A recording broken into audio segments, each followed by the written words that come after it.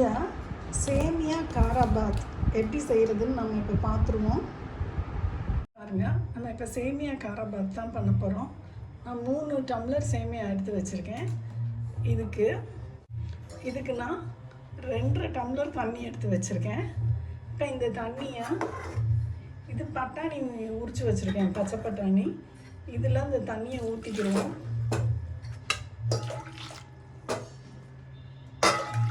இந்த பட்டாணியை நம்ம இப்போ கொதிக்க வச்சுக்கிடலாம்.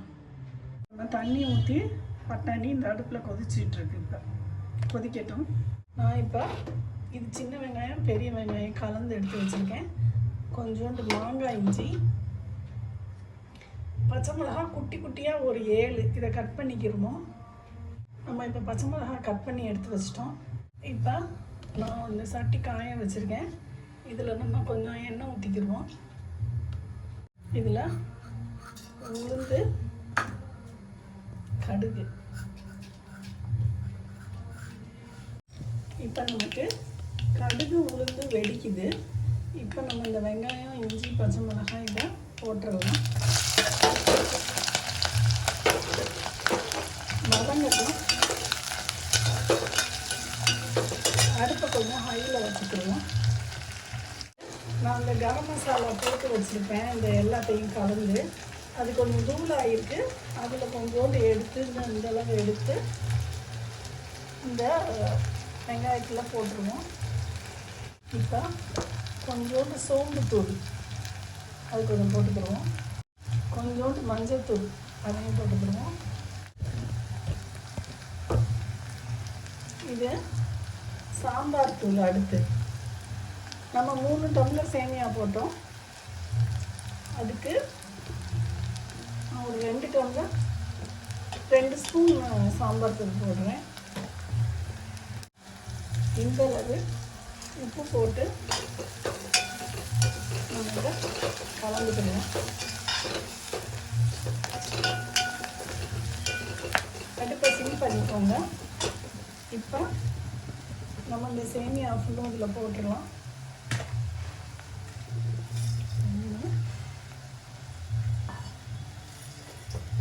1 2 3 போட்டு கலப்போம். நமக்கு இந்த இடத்துல பட்டாணி அந்த தண்ணியும் தலை கொதிச்சிட்ருக்கு. இதை தூக்கி ஊற்றிடலாம் நம்ம சேமியாவில். இப்போ இதை வந்து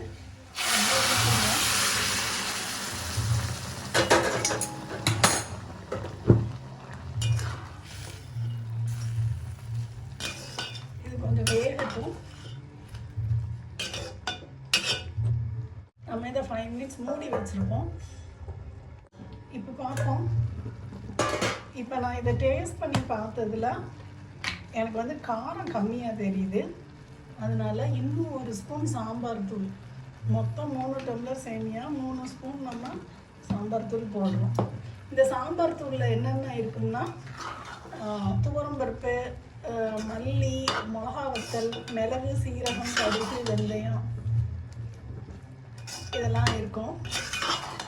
இதெல்லாம் வறுத்து நான் திரிச்சிருப்பேன். இப்போ நம்ம வந்து காரம் பத்தாததுனால இந்த சேமியா காராபாத்துக்கு 1 ஸ்பூன் போட்டிருக்கோம். ஏன்னா சாம்பார் பொடி எல்லாமே வறுத்து திரிச்சதுனால ரொம்ப நேரம் இது பண்ணணும்னு தேவையில்லை. 1 நிமிஷம் இருக்கட்டும். அது பார்ப்போம். பாருங்க,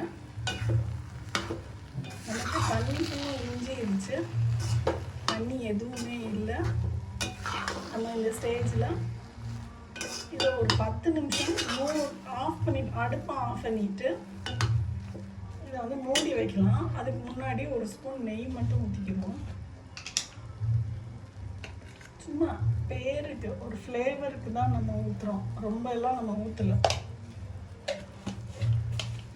ஏன்னா ஏற்கனவே ஆயிலாக தான் இருக்குது.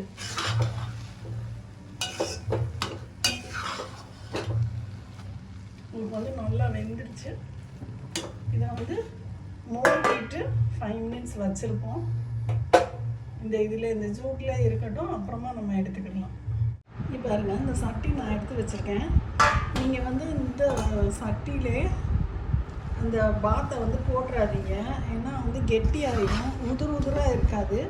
அதனால நான் இதில் இதில் ட்ரான்ஸ்ஃபர் பண்ணிடுறேன். இப்போ இங்கே பாருங்கள், நமக்கு சட்டியில் எதுவுமே நமக்கு ஒட்டலை. நம்ம இப்போ இந்த மாதிரி இதில் எடுத்து வச்சுருக்கோம். செம்ம உதிராக இது பாருங்கள்.